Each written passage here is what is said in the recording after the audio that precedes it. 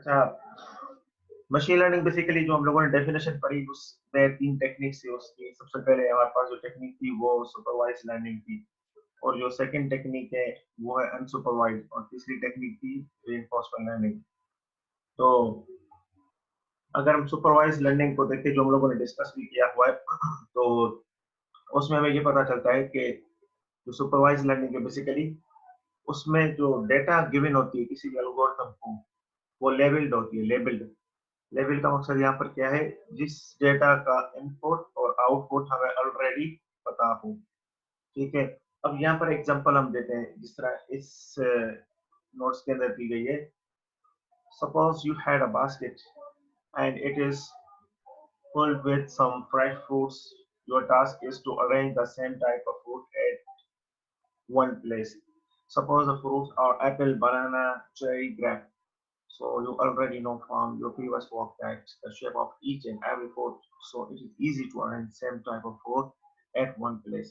कहने का मकसद ये है कि यहाँ पर जो एग्जांपल दी गई है उसमें ये एग्जांपल लिए कि एक फ्रूट फ्रूट की बास्केट है, उसमें 4 किस्म के आपके पास फ्रूट पड़े हुए हैं। तो आपको बेसिकली एक सिस्टम को ट्रेन किया गया है कि जो डेटा आपके पास आएगी उसको आप आइडेंटिफाई करो। अब यहाँ पर ट्रेनिंग का मकसद क्या है, मिसाल के तौर पर इस फ्रूट को हम अरेंज कर रहे हैं, ऐसा अरेंज कर रहे हैं जिसमें हमें शुरू से पता है कि अगर फ्रूट अगर सेम कलर के हो या सेम टाइप के हो वो एक साथ स्टोर हो जाए। या यहाँ पर जैसे इसने कहा कि here your previous work on train data, so you already learned from things from your train data. This is because of you have a response variable which says that if some fruit have so and so feature is great like for each and every fruit। इसका मकसद ये है कि इस जो example है सारी ये बुक से एग्जांपल है, इसमें ये कह रहे हैं कि अगर बास्केट है उसमें 4 किस्म के फ्रूट हैं, तो अगर उसको हमें आइडेंटिफाई करना अरेंज करना हो तो हम इजीली जो है अगर शुरू से ट्रेंड है सिस्टम मशीन ट्रेंड है उसको बताया गया है कि जो जितने भी एप्पल्स होंगे वो साथ साथ रहेंगे एप्पल के साथ, जितने भी हमारे पास ग्रेप्स होंगे वो ग्रेप के साथ होंगे। हम लोगों ने लेबल लगा दिया उसको। लेबल का मकसद है कि सेम टाइप फ्रूट जितने भी होंगे वो बास्केट के अंदर साथ साथ अरेंज करते हैं। ठीक है, मिसाल के तौर पर आप लोग इस तरह कर सकते हैं कि एक बास्केट के अंदर आपने 4 पोर्शन बना दिए, किस किस्म का फ्रूट होगा ग्रेप्स की पोजीशन में जाएगा, और जो एप्पल होगा एप्पल पे होगा। कहने का मकसद ये है कि हमने प्री डेटा को ट्रेन कर दिया प्री से, जो भी इनपुट आता रहेगा वो सेम प्लेस पे जाता रहेगा। सुपरवाइज का मकसद ये होता है कि आपकी डेटा फुली ट्रेन होती है। यहाँ पर एक वर्ड यूज कर रहे हैं जिसे इस एग्जांपल में भी वैसे भी यूज करते हैं, लेबलिंग। लेबलिंग का मकसद ये होता है कि हम लोगों ने हर चीज को जितने भी डेटा होते हैं उसको लेबल किया होता है ताकि जितने भी इनपुट और आउटपुट आ रहा है वो इजीली हम अंडरस्टैंड करें। मिसाल के तौर पर इस ब्रैकेट के अंदर हम लोगों ने 4 फ्रूट्स के जो है पोर्शन बना दिए, सबको लेबल कर दिया। अगर एप्पल आएगा तो एप्पल में जाएगा, ग्रेप आएगा तो ग्रेप्स हमारे पास आएंगे तो वो ग्रेप्स के बास्केट में जाएंगे, चेरी के चेरी में, बनाना बनाना में। तो इसमें ऑलरेडी आपका जो डेटा थी वो ट्रेंड थी, तो इनको प्रेडिक्ट करना बड़ा इजी सा था। जैसे इनपुट आता है एप्पल इनपुट आ गया तो वो क्या करेगा, अपनी डेटा के बेस पे डिसीजन लेगा कि ये बेसिकली जो फ्रूट आ रहा है वो बेसिकली क्या है, एप्पल है, उसको एप्पल की जगह को अरेंज करेगा। तो इसके इसमें इसका कहने का मकसद है कि इसमें डेटा ट्रेंड होती है ऑलरेडी, और वो ट्रेंड ज़ाहिर है जो डेटा करते हैं मशीन के लिए वो या तो जो उस मशीन को बनाता होता है जिस तरह हम और आप हैं, और लास्ट क्लास में लोगों ने जो डेटा सेट भी ट्राई की थी वही, तो उसको कोई भी बना सकता है। और याद करें कि जो सुपरवाइज लर्निंग होती है उसके जो एल्गोरिथम होते हैं वो इनपुट आउटपुट उनको जो गिवन होता है इजीली वो डेटा ट्रेन डेटा को ऊपर प्रेडिक्ट कर सकते हैं। प्रेडिक्ट का यहाँ पर मीनिंग क्या होगी कि मिसाल के तौर पर यहाँ पर अगर हम लोग देखें कि एप्पल कितने आ सकते हैं, या जो बास्केट है उसके अंदर जो बनाना है या ग्रेप है, और उसके ऊपर कितने नेक्स्ट जो हमारे पास इनपुट आ रहा है वो इसके ज्यादा चांसेस है, तो इजीली प्रेडिक्ट कर सकते हैं कि हमारे पास जो अवेलेबल डेटा है उसमें ज्यादातर डेटा कौन सी आ रही है, एप्पल ज्यादा आ रहे हैं या बनाना। इसके रियल और एग्जांपल ले बहुत सारे एग्जांपल है। इस तरह मिसाल के तौर पर जो हमारे पास वेदर की डेटा होती है, वेदर की डेटा हमें ट्रेन की जाती है पूरी सारी, हम लोग बनाते हैं। वो किस तरह बनाते हैं? एक्सपीरियंस के ऊपर। तो प्रीवियस एक्सपीरियंस मिसाल के तौर पर कैसे? अगर प्रीवियस एक्सपीरियंस में ऐसा है कि जो जिस तरह हमारे पास क्लाउड आते हैं और उसके जो डिफरेंट पैरामीटर्स होते हैं, उसकी डेटा कलेक्ट होती है। अगर नेक्स्ट टाइम कोई ऐसा हो जाता है तो हम प्रेडिक्ट करते हैं कि अब बारिश हो सकती है, क्योंकि हमारे पास अवेलेबल डेटा होती है। अब अनसुपरवाइज में ऐसा नहीं होता। अनसुपरवाइज लर्निंग में बेसिकली क्या होता है कि आपके पास जो डेटा होती है वो ट्रेन नहीं होती, वो एल्गोरिथम आपके डेटा को ट्रेन करते हैं, ठीक है। उसकी अब एग्जांपल भी यहाँ पर इन्होंने जिस तरह दी हुई है, फिर हम लोग नई अपनी एग्जांपल भी देते हैं। मिसाल के तौर पर इन्होंने कहा कि बास्केट है, इसके अंदर हमारे पास जितने फ्रूट्स हैं ऑलरेडी, या फ्रूट है ही नहीं, उसके जितने फ्रूट हैं या नहीं है तो हमें पता नहीं उसका, बिल्कुल इनिशियली शुरुआत से कर रहा है। तो जैसे-जैसे इनपुट आ रहा है, फिर हम लोग उसको सेव करते जा रहे हैं, अरेंज करते जा रहे हैं। लेकिन हम लोग जो पहला इनपुट आया, फॉर एग्जांपल एप्पल, दूसरा हमारे पास जो इनपुट आया वो चेरी, तीसरा इनपुट हमारे पास अ, बनाना आता है, ठीक है। अब नेक्स्ट टाइम जो इनपुट आएगा तो हम किस तरह उनको अरेंज करें? तो अनसुपरवाइज्ड लर्निंग में हम लोग जो यूज़ करते हैं वो एट्रिब्यूट्स यूज़ करते हैं एज़ अ ग्रुप। जो नेक्स्ट हमारे पास इनपुट आएगा, फिर हम देखेंगे कि जो एप्पल है, ऑलरेडी एप्पल पड़ा हुआ है, एट्रिब्यूट्स कितने मैच होते हैं हमारे पास, ठीक है। एट्रिब्यूट्स का यहाँ पर मकसद क्या है कि हम लोग डेटा को मैचिंग कराते हैं। सुपरवाइज जो लर्निंग होती है उसमें डेटा मैच करने की इतनी जरूरत नहीं पड़ती, क्योंकि ऑलरेडी वो डेटा हमारे पास होती है। लेकिन इसमें डेटा जो है हमारे पास बाद में कलेक्ट होना शुरू हो जाती है। लेकिन ये डेटा जो कलेक्ट होती है हमारे पास, बेसिकली हम लोग एट्रीब्यूट्स को आइडेंटिफाई करते होते हैं। अब इसकी जो हम लोग एग्जांपल ले लें, जैसे ग्रुप है यहाँ पर, जो रेड कलर ग्रुप है एप्पल और चेरी फ्रूट है, और green colour basically and small size grapes. मतलब कि ये हम लोगों ने जो आइडेंटिफाई किया वो एट्रीब्यूट्स के थ्रू किया कि अगर रेड कलर ग्रुप होगा तो उसमें एप्पल और चेरी जा सकते हैं उस बास्केट साइड में। अगर ग्रीन और स्मॉल साइज होगी तो वो क्या है? बेसिकली ग्रेप्स है। अब ग्रीन कलर और स्मॉल साइज बेसिकली ये क्या है? इसके अपने फीचर्स हैं या कैरेक्टरिस्टिक हैं, जिसके थ्रू हम लोग किसी भी जो है डेटा को आइडेंटिफाई कर रहे हैं। अब इसकी दूसरी मिसाल हम लोगों ने जिस तरह लास्ट क्लास में भी दी थी, जिस तरह एक रियल लाइफ एग्जांपल देते हैं जो काफी बच्चों ने भी देखी भी होती है। जिस तरह हम लोगों ने पीके मूवी की बात की, पीके मूवी में जिस तरह आमिर खान आता है, उसके पास डेटा कुछ नहीं होती, वो डेटा कलेक्ट करता है। उसके पास कोई भी जो नॉलेज नहीं होती, वो बिल्कुल जीरो होता है, तो वो डेटा को बेसिकली कलेक्ट करता होता है। कलेक्ट में क्या होता है? वो डेटा के ग्रुप्स बनाता है। मिसाल के तौर पर जैसे वही फर्स्ट टाइम किसी और मेल को देख लेता है तो उसके कैरेक्टर्स के जो मेल है किस तरह के कपड़े पहनता है, उसका फेस किस तरह होता है, उसके जूते किस तरह होते हैं, इस तरह ग्रुप ऑफ डेटा कलेक्ट करता है। फिर उसी के ऊपर वो नेक्स्ट टाइम अगर कोई दूसरा मेल आ जाता है वो समझ लेता है। फिर जिस तरह वो कैरेक्टर्स डिफरेंट होते हैं, जिस तरह हमारे पास डिफरेंट कास्ट के लोग होते हैं, उनके कैरेक्टर्स डिफरेंट होते हैं। तो इस तरह दुनिया के अंदर जितनी भी चीज होती है जो अननोन होती है, अनसुपरवाइज होती है, बेसिकली उसको हम आइडेंटिफाई करते हैं किसी ग्रुप के फॉर्म में। ग्रुप का फॉर्म में मकसद क्या? उसकी हम सारे जितनी भी एट्रीब्यूट्स होते हैं वो कलेक्ट करते हैं एक जगह के ऊपर।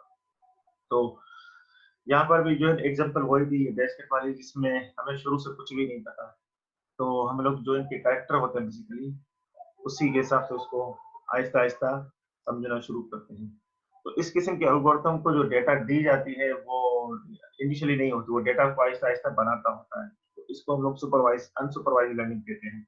अब दोनों में फ़र्क ये है कि जो सुपरवाइज्ड लर्निंग में जो डेटा होती है वो लेबल के फॉर्म में गिवन होती है।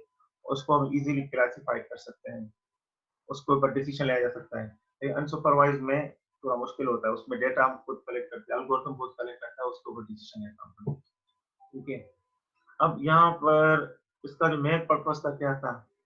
इसका मेन पर्पस ये था कि जो दुनिया के अंदर सुपरवाइज्ड लर्निंग का जो रोल था मेन, वो ये था कि जो मशीन शुरू-शुरू में थी, जिस तरह मशीन को अगर हम इनपुट देते हैं, और इनपुट के ऊपर सिंपल सिंपल एप्पल एप्पल की जो पिक्चर है, तो वो कह सकता है कि दिस इज़ एप्पल, शुरू में नहीं कर सकता। शुरू में हमें उसको ट्रेन करना पड़ेगा, क्योंकि हमें फिर एप्पल के रिलेटेड सारे मॉडल्स इनपुट करने होंगे उसको। तो जैसे हमने कंप्यूटर को इनपुट दिया तो उसने पिक्चर को आइडेंटिफाई किया। तो यहाँ पर भी ये एग्जांपल है बेसिकली नॉन डेटा और नॉन रिस्पॉन्सेज। ये ऑलरेडी हम लोगों ने मॉडल को ट्रेन कर दिया। The aim of supervised learning machine learning is to build a model that makes the prediction based on evidence in the presence of uncertainty. इसका मकसद है कि हम लोगों ने इसको ऑलरेडी ट्रेन कर दिया। जब भी आपसे कोई डेफिनेशन पूछ सकता है कि मशीन लर्निंग का जो मॉडल है, उसमें जो सुपरवाइज्ड लर्निंग है वो किस तरह काम कर सकती है, तो आप उसको कह सकते हैं कि उसको हम लोग डेटा जो देते हैं वो लेवल डेटा होती है। लेवल डेटा, लेवल का मतलब ये है कि उसको शुरू-शुरू में इनपुट और आउटपुट बेसिकली गिवन होता है, जिसके ऊपर वो डिसीजन होता है। उसके रिस्पॉन्सेस भी जो है पता होते हैं। As adaptive algorithms identify the pattern in data, a computer learns from observation. When exposed to more observation, the computer improves its predictive performance. इनका कहने का मकसद ये है कि जो कंप्यूटर होता है बेसिकली वो डेटा के पैटर्न से आइडेंटिफाई कर लेता है कि इनपुट क्या है, और उसके ऊपर जो लर्निंग एक्सपीरियंस है डेटा के ऊपर वो किस तरह हमें प्रेडिक्ट करने हैं, उसको आइडेंटिफाई करना है। तो बेसिकली ये बड़ा इजी सा है। लास्ट क्लास में हम लोगों ने किया था, जिस तरह एक्यूरेसी को हम लोग कैलकुलेट कर रहे थे, जो एल्गोरिथम में हम इनपुट दे रहे थे। तो बेसिकली वो जितनी भी डेटा थी वो इजीली हमारे पास अवेलेबल थी, जिस तरह हमारे पास एरिस डेटा सेट था। और जो प्रिडिक्टेड रिस्पॉन्सिव में यहाँ पर है, प्रिडिक्टेड रिस्पॉन्सिव मकसद है कि मिसाल के तौर पर अब हमारे पास जो इनपुट आ रहा है वो एप्पल है, तो उसके ऊपर अगर हम डिसीजन लें कि जो हमारा एप्पल इनपुट है, और किस तरह डिसीजन लिया, क्योंकि हमारे पास जो एप्पल थी उसके ऑलरेडी डेटा एट्रीब्यूट्स अवेलेबल थे, उसके ऊपर डिसीजन लेना कोई मुश्किल नहीं हुआ। ठीक है। अब यहाँ पर एक दूसरी मिसाल इन्होंने दी है सुपरवाइज लर्निंग की, तो बड़ी जबरदस्त एग्जांपल थी, ये मुझे अच्छी लगी। इसमें एक पेशेंट है जो कि हाई ब्लड प्रेशर और दूसरी उसको मतलब कि हार्ट बीट सिस्टम और ब्लड प्रेशर, वेट, उसकी डेटा है। और वो डेटा जो कलेक्ट की गई बेसिकली कहाँ से की है, जो पर्सन को हार्ट अटैक होता है, जितना हमारे पास पर ईयर हार्ट अटैक होते हैं, तो एक डेटा बैंक है जिसके अंदर जितने भी पेशेंट प्रीवियस ईयर्स में थे, उस हार्ट अटैक की पूरी सारी डेटा है। अब उस डेटा को हम लोग जो नए पेशेंट है उसके ऊपर कैसे अप्लाई कर सकते हैं, तो इसका इजी तरीका ये है कि हम लोग जितने भी नए यूजर्स और नए पेशेंट्स होते हैं उनकी डेटा कलेक्ट करते हैं। उनकी डेटा कलेक्ट करके जो हमारे पास एग्जिस्टिंग एग्जिस्टिंग डेटा पड़ी होती है, उसमें सारे पेशेंट आपके हार्ट अटैक से जिनकी डेथ हो चुकी है, तो हम डेटा को मैच कराते हैं। फिर मैच के बाद हम लोग कर सकते हैं कि इस जो पर्सन है इसमें वही सेम सिम्टम है जो कि हार्ट अटैक से प्रीवियस जो पेशेंट थे वो क्या हो चुके हैं, मर चुके हैं। तो बेसिकली हमारे पास जो अवेलेबल डेटा थी और नई जो डेटा आ रही थी बेसिकली वो उससे मैच होकर ट्रेन हो रही थी कि इस ईयर कितने लोगों को जो है ना आपका हार्ट अटैक आ सकता है। तो यहाँ पर अगर ये पोर्शन जितना भी है उसमें इसकी मीन ये है कि जो हमारे पास जितने भी हार्ट पेशेंट थे उनके डेटा को हम लोगों ने कंपाइल करके ट्रेन कर दिया, और जितनी भी अब नई डेटा आ रही है उसी एग्जिस्टेड डेटा के ऊपर हम डिसीजन लेके बता रहे हैं कि कितने इस ईयर कितने लोगों की जो डेटा है वो डेंजरस जोन में है, उनको हार्ट अटैक हो सकता है, क्योंकि हम सिम्पटम मैच कर रहे हैं यहाँ पर। ठीक है। इसके बहुत सारे एग्जांपल हैं यहाँ पर। अब इसके ऊपर let us suppose you want to predict whether someone will have a heart attack within a year. You have a set of data on previous patients, including age, weight, height, blood pressure, EDG. You know whether the previous patients had heart attack within a year of their measurement. So the problem is combining all existing data into model that can predict whether a new person will have a heart attack within a year. ठीक है, तो वही कह रहे हैं कि इसके अंदर जो भी हमारे पास पेशेंट है उसकी अगर हम हार्ट अटैक की मेजरमेंट करनी है तो हमें किसी की डेटा जो कलेक्ट करेंगे वो हम लोग मेजर करेंगे या मैप करेंगे जो एग्जिस्टिंग डेटा हमारे पास होगी पेशेंट्स की। ठीक है, तो इसमें एक एग्जांपल क्लियर हुई है कि हमारे पास जो डेटा है बेसिकली जो नई डेटा है उसके साथ जो मैप हो रही है वो हमारे पास डेटा अवेलेबल है। तो एल्गोरिथम जो हमारे पास लेवल डेटा है उसके ऊपर इजीली प्रेडिक्ट कर सकता है कि जो हमारे पास 20-30 पेशेंट है इनको हार्ट अटैक हो सकता है, क्योंकि हिस्ट्री जो होती है, जो करंट डेटा होती है वो हिस्ट्री डेटा के साथ मैच होती है। तो इसके साथ इस किस्म के हम लोग मशीन को भी ट्रेन कर सकते हैं। आप लोगों की जो मशीन जितनी भी होती है प्रिडिक्शन टाइप मशीन होती है वो या तो सुपरवाइज मॉडल यूज करती है, अनसुपरवाइज। अनसुपरवाइज थोड़ा मुश्किल है, सुपरवाइज लर्निंग थोड़ा इजी होता है, तो उनके लिए मैप करना बड़ा इजी हो जाता है। ठीक है, आज इसको हम प्रैक्टिकली भी करेंगे, क्योंकि वो जो अनसुपरवाइज लर्निंग है आज हमारा मेन सेक्शन अनसुपरवाइज था, तो उसको हम प्रैक्टिकल भी करेंगे। तो मैंने एक डॉक्यूमेंट शेयर किया आप लोगों के साथ, ये वाला। ठीक है, ये डॉक्यूमेंट भी शेयर किया है मैंने लोगों के साथ। How to use unsupervised learning with Python to find the pattern in data. तो ये बेसिकली डॉक्यूमेंट ऐसा है कि जिसको ग्लोबली इस वक्त यूज किया जा रहा है, क्योंकि इसकी जो डेटा बेसिकली जो अभी पब्लिशिंग, ये जो लेटेस्ट अपडेट किया गया है वो कुछ फ्यू मंथ्स पुराना है। इसका मेन मकसद ये है कि जो हमारे पास अनसुपरवाइज लर्निंग है उसको यूज कैसे करते हैं, उसका जो है डिजाइन ऑफ पैटर्न क्यों है, उसकी जरूरत क्या पड़ रही है। ठीक है, तो ये काम ऐसे हैं, अभी जितने भी काम है मैं कोशिश करूंगा कि आपको थ्योरी के साथ साथ उसकी प्रैक्टिकल भी चीजें आपको पता होती जाए, क्योंकि बेसिक में आपको जो है प्रैक्टिकल काम काफी आएगा इनका थ्योरी के साथ साथ। तो मेक श्योर करें कि जो आप लोगों की सुपरवाइज लर्निंग की प्रैक्टिस है उसको आप लोगों ने प्रैक्टिस किया है। और दूसरा, हम लोगों ने लास्ट क्लास में भी डिस्कस किया था कि हमारे पास एक ये हमारे पास डेटा बैंक है। अब इस डेटा बैंक के अंदर बहुत सारे डेटा सेट हमारे पास पड़े हुए हैं जो कि हम लोग उसको यूज कर सकते हैं जितनी में हमारी रिसर्च होती है। ये बेसिकली मशीन लर्निंग की रिपोजिटरी, इसमें आप कितने भी किस्म के जो है डेटा सेट यूज कर सकते हैं, ऊपर किस्म के डेटा सेट पड़े हुए हैं। तो इसमें लास्ट क्लास में इजी डेटा सेट था, वो हम लोगों ने उसको पिक कर लिया। ठीक है, तो हम लोगों ने जो डेटा सेट लिया है इसका ही डेटा सेट एक लिया है, लेकिन यहाँ पर जो डेटा सेट हम लोगों ने लास्ट क्लास में डिस्कस किया था वही डेटा सेम डेटा सेट है जो आरएस के नाम से था, तो उसी को ही हम लोग लेंगे यहाँ पर। अब इसका जो एजेंडा है बेसिकली इस पार्ट का, वो एजेंडा ये है कि हमें आज हमें अपने एल्गोरिथम्स को ट्रेन करना है वहां पर जहां पर डेटा हमारे पास लेबल नहीं हो, जहां पर डेटा हमारे पास ट्रेन ना हो। ठीक है, तो अब इसकी डेफिनेशन देखिए, unsupervised learning the algorithm are left to themselves to discover interesting structure in data. ठीक है, तो उसकी डेफिनेशन डिफरेंट थी। उसकी डेफिनेशन ये था कि एल्गोरिथम जो भी थे उनको डेटा जो दी जा रही थी वो गिवन डेटा थी, जिससे वो अंडरस्टैंड कर रहा था चीजों को प्रेडिक्ट कर रहा था, और इजीली जो है डेटा को हम वो इजीली आइडेंटिफाई कर रहा था। तो अभी आप रेडी रहे कि हमें जो ये पोर्शन करने जा रहे हैं थोड़ा प्रोफेशनली है, और इसमें ये डेटा ऐसी है बेसिकली, और ये हमारे पास जो नोट्स एंड फोरम है वो इंटरनेशनली यूज हो रहा है। तो इस वक्त आप लोग जो ये डेटा सीख रहे हैं, ये सारी चीजें ये बेसिकली इंटरनेशनली प्रैक्टिस में सारी इसको यूज कर रहे हैं। तो प्लीज अगर आप मेरे साथ प्रैक्टिस करते जाएं तो हम लोग उसको डिफाइन करते हैं। मैं एनाकोंडा एनाकोंडा भी अपना ओपन करूँ, तो आप में से जो भी है तो वो भी प्लीज मेरे साथ इस चीज को प्रैक्टिस करते जाए और सेक्शन को हम खत्म करते जाए, क्योंकि आज का जो हमारा सेक्शन है वो थ्योरेटिकल के साथ साथ प्रैक्टिकल सेक्शन भी होगा, इसलिए कि वो इसकी एग्जांपल से बहुत सारे हमें करनी है, क्योंकि डेफिनेशन से सिर्फ और सिर्फ तो सिर्फ हमें पता चल सकता है कि जो अनसुपरवाइज्ड लर्निंग है वो क्या है, जिस तरह हम लोगों ने इस थ्योरी के अंदर पढ़ ली। ठीक है, तो क्योंकि जो हमारी लैब सेक्शन नेक्स्ट होगी उसमें हम डायरेक्टली अनसुपरवाइज्ड लर्निंग करेंगे, इसकी जो तीसरी टेक्निक होगी वो खत्म करेंगे। आज जो दूसरी टेक्निक है उसकी प्रैक्टिकली और थ्योरेटिकली दोनों कवर करेंगे एग्जांपल के साथ काफी। ठीक है, अब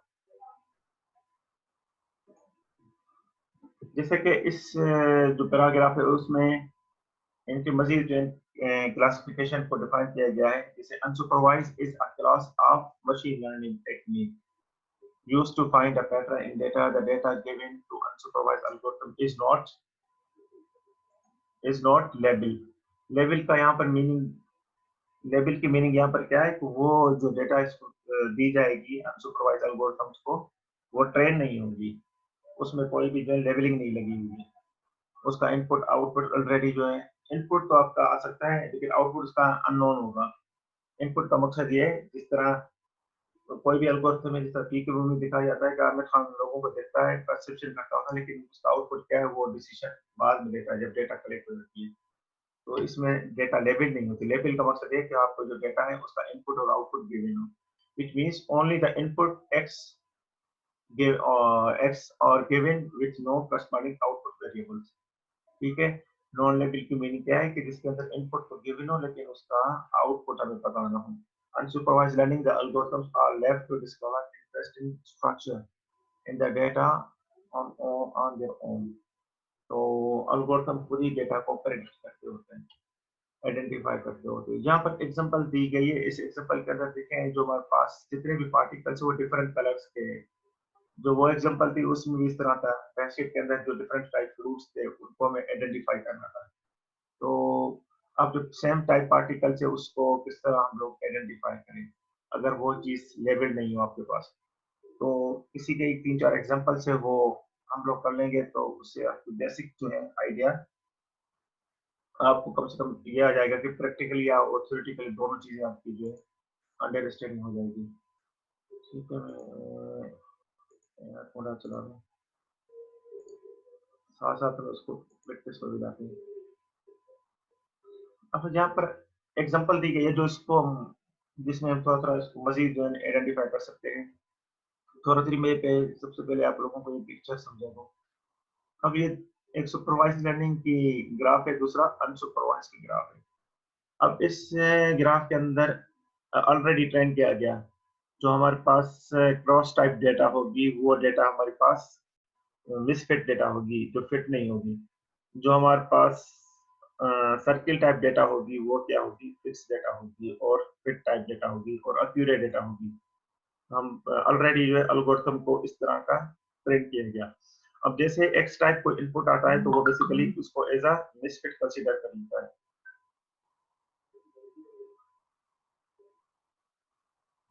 कुछ बच्चे कह रहे हैं तो क्वेश्चन सर इस टास्क में एक प्रॉब्लम आ गई है। ओके ओके ओके, इसके रिलेटेड कोई क्वेश्चन नहीं है। अच्छा, जो सुपरवाइज लर्निंग है उसमें जो इनपुट आएंगे दो किस्म के इनपुट आएंगे, एक क्रॉस इनपुट आएगा, एक सर्किल इनपुट। तो ऑलरेडी हमने एल्गोरिथम को इस बाउंड्री के अंदर डिफाइन कर दिया। जो एक्स टाइप इनपुट आएगा बेसिकली वो आपका मिसफिट होगा, जिस ओवल टाइप का इनपुट होगा वो बेसिकली क्या होगा, वो आपका बेस्ट होगा। ठीक है, तो इसमें बेसिकली ऑलरेडी हमारे पास डेटा ट्रेन थी, लेकिन अनसुपरवाइज में डेटा ट्रेन नहीं होती। इनके अंदर जो जो जैसे भी इनपुट आता है उसका फिर एक क्लस्टर बनता है, जैसे यहाँ पर 3 किस्म के क्लस्टर बन गए। ठीक है ना, जैसे यहाँ पर इसके इनपुट थे डिफरेंट, यहाँ पर पार्टिकल के इनपुट थे, जो सेम पार्टिकल थे वो उनके जो है एक ग्रुप बन रहा था, क्लस्टर बन रहा था। ठीक है, एक फीचर्स बन रहे थे। क्लस्टर की जो मीन इसलिए का है ताकि डिसीजन लेने में इजी हो जाए। मिसाल के तौर पर अब आपकी जो कंपनी है वो अनाउंस करती है 10 जॉब्स अनाउंस करती है, लेकिन डिफरेंट डिपार्टमेंट के अंदर कंप्यूटर साइंस एंड मैनेजमेंट की है, एजुकेशन की है। तो जो हमारे पास कैंडिडेट आते हैं वो रैंडमली आते हैं, तो रैंडमली आते हैं तो हमें कैसे पता चले कि जो कैंडिडेट वेटिंग जो है वो सबकी अलग अलग है। मिसाल के तौर पर एक कंप्यूटर साइंस का कोई भी कैंडिडेट इंटरव्यू कर रहा है तो उसको हमें सेपरेट बिठाना है, क्योंकि जो इंटरव्यू लेने वाले वो अलग से हैं।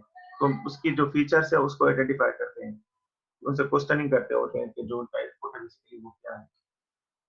फिर उनको हम जितने भी कंप्यूटर साइंस वाले इंटरव्यू जो देने वाले हैं तो उनको साथ साथ रखते हैं। तो इस किस्म की क्लस्टर ऑफ इंफॉर्मेशन जो होती है अनसुपरवाइज्ड लर्निंग में हम यूज करते हैं, क्योंकि हमें पूरी जो डेटा होती है इस तरह नहीं है कि वो जैसे ही कोई पर्सन दूर से आता हो उसको कहें कि सर आप यहाँ जाए कंप्यूटर साइंस में। नहीं, हम उससे पूछते हैं।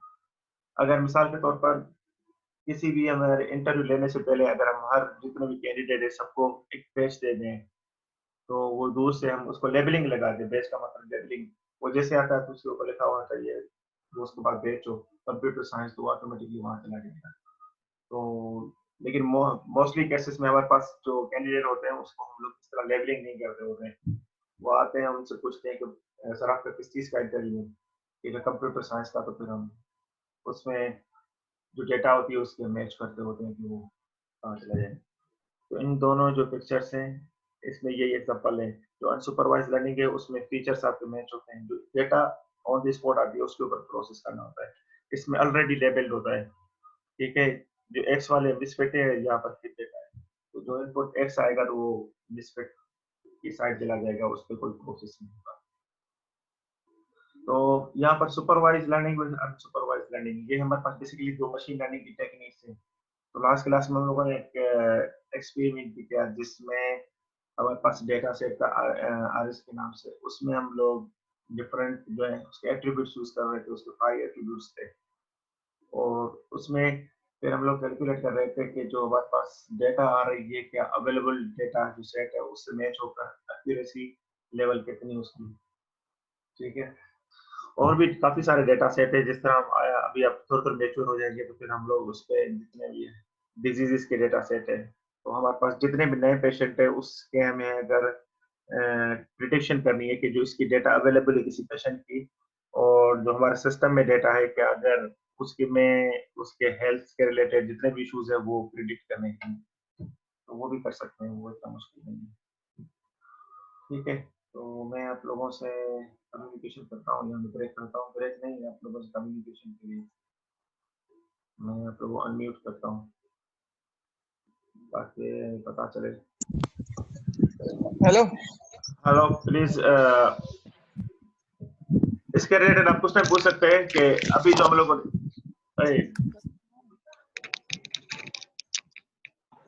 हेलो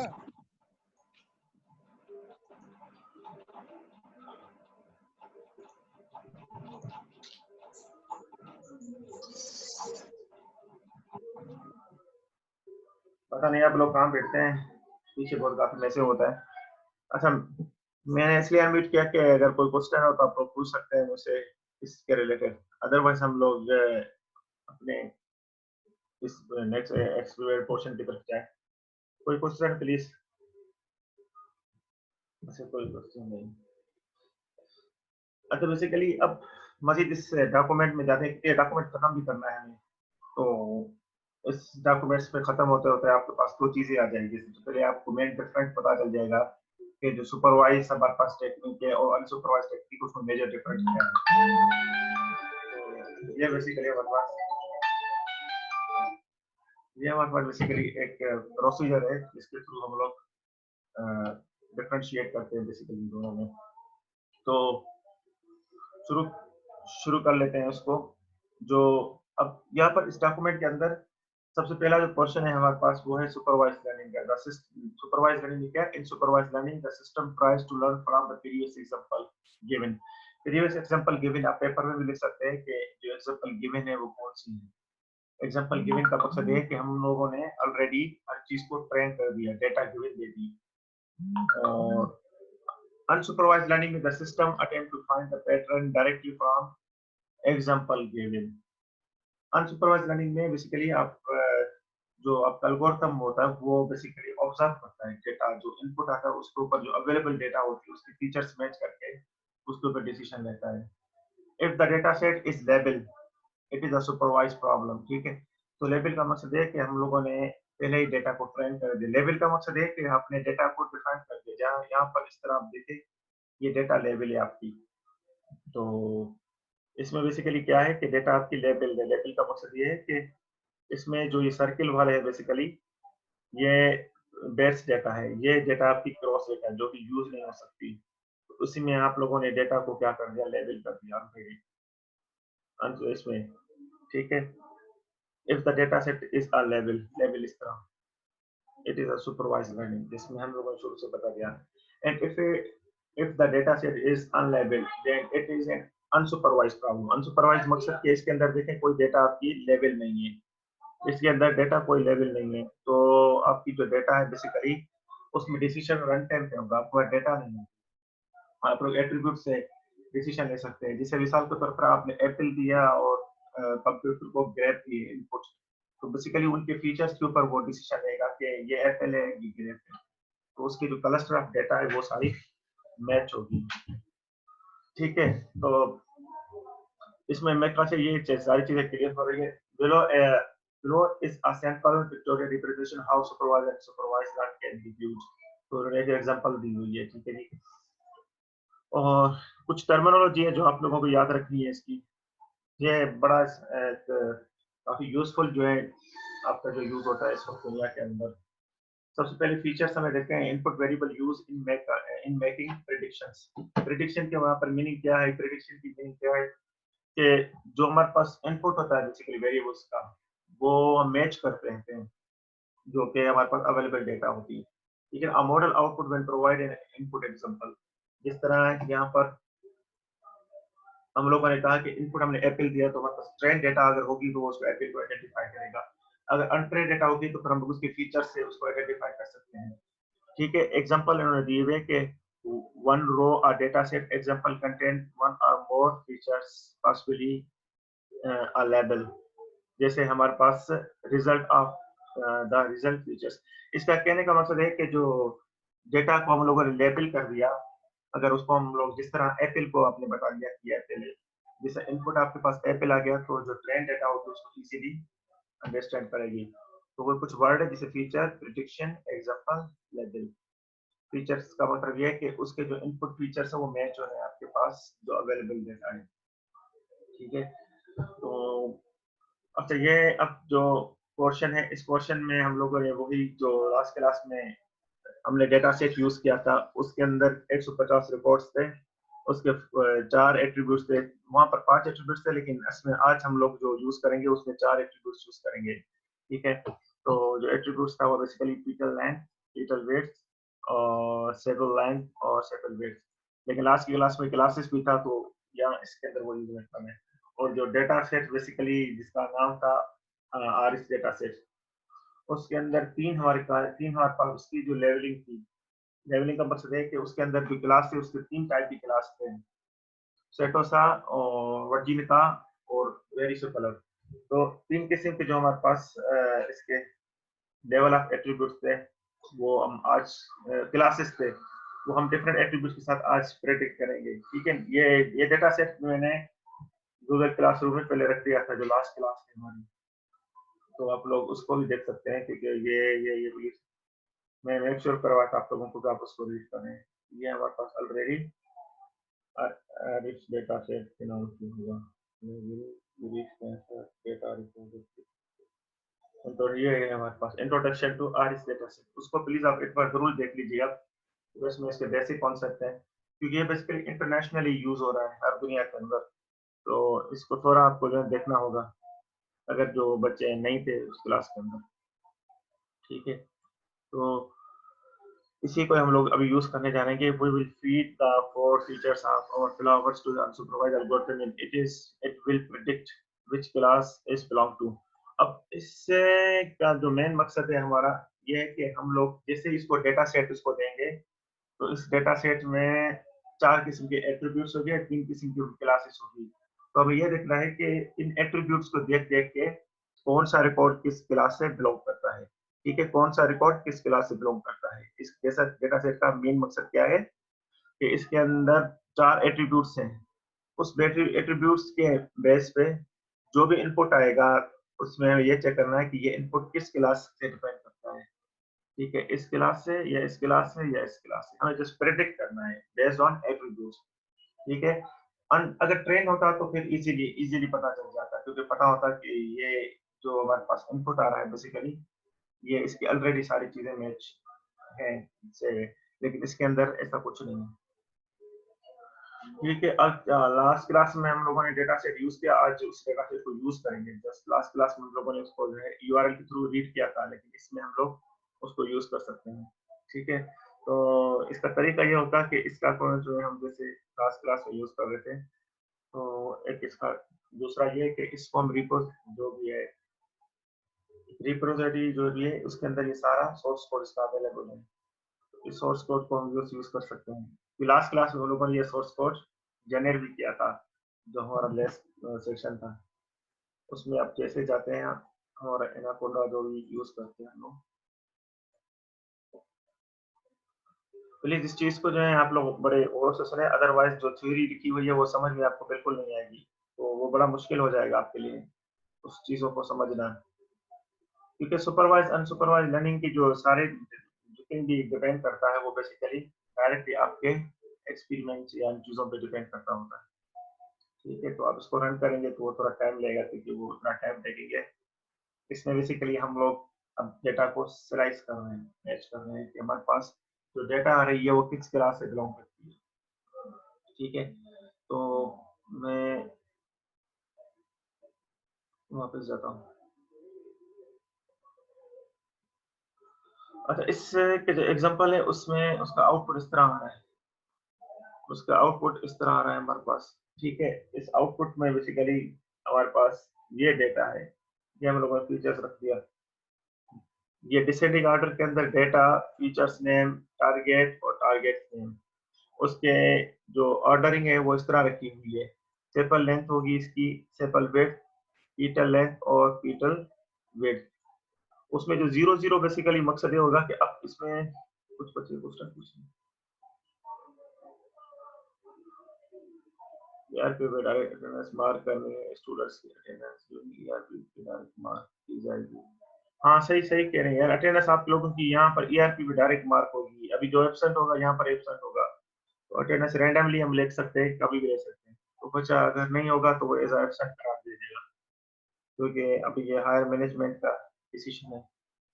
और रिजवान साहब को भी जो है ग्रुप पे ले लेता हूँ, उनको मैं ऐड कराता हूँ, ताकि वो आप लोगों की भी जो है, यार ऊपर से कहा गया है कि आप लोग मॉनिटरिंग करें। मैं रिजवान साहब को ले लूँ ग्रुप पे, मुझे जस्ट एक सेकंड दीजिएगा। तो यहाँ पर रिजवान साहब भी आएंगे जो कि अटेंडेंस को भी मॉनिटर करेंगे आपकी। तो ठीक है, जब तक वो ओपन होता है तो फिर हम उसको कंटिन्यू कर लेते हैं। रिजवान साहब भी आपकी जो है अटेंडेंस को मॉनिटर करते रहेंगे कि जो बच्चे थे उसकी अटेंडेंस लगी है या जो बच्चे नहीं थे। तो ठीक है जी। तो अच्छा, यहाँ पर हमारे पास इस कोड का आउटपुट आ गया हमारे पास। अब देखते हैं इस कोड के अंदर जो हमारे पास डेटा थी वो सेपरेट थी। अब ये ग्रे टाइप डेटा थी हमारे पास, ग्रीन और येलो। तो ये डेटा को हम लोगों ने सेम फीचर्स के हिसाब से सेम जगह पे स्टोर करने की कोशिश की, ठीक है? तो इसके अंदर 3 कैटेगरी है। एक हमारे डेटा है जिसको हम लोगों ने 0 0 करा दिया। 0 0 वाली जो डेटा है 0 0 जगह पे गई, 1 वाली 1 की जगह, 2 वाली 2 की जगह। वो इसका मकसद ये था कि हमारे पास जो 3 हमारे पास क्लासेस थे, सेटोसा और वेर्सी कलर और वेर्जिगा, तो इन तीनों जो भी क्लासेस थे उनके हिसाब से डेटा मैच हुई। और डिफरेंट एट्रीब्यूट्स एट्रीब्यूट्स हमारे ये 5 थे, उन सब से जो मैच होकर डेटा अरेंज हुए वैसे डेटा अरेंज हुए हमारे पास। तो ये जो डेटा है सिमिलर डेटा है, ये इस क्लास की है। अब ये जो डेटा थी सिमिलर डेटा थी।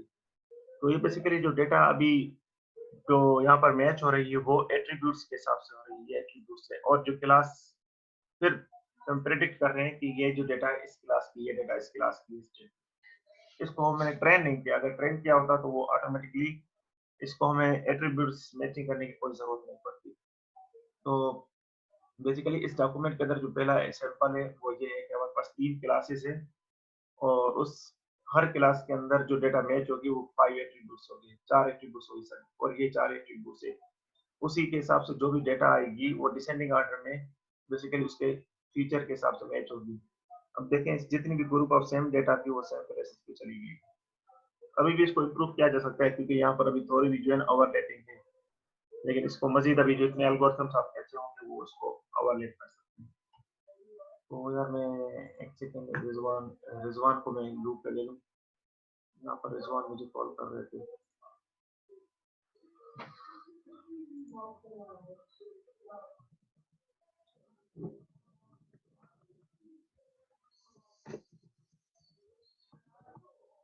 आईडी उसको सर को दे दें।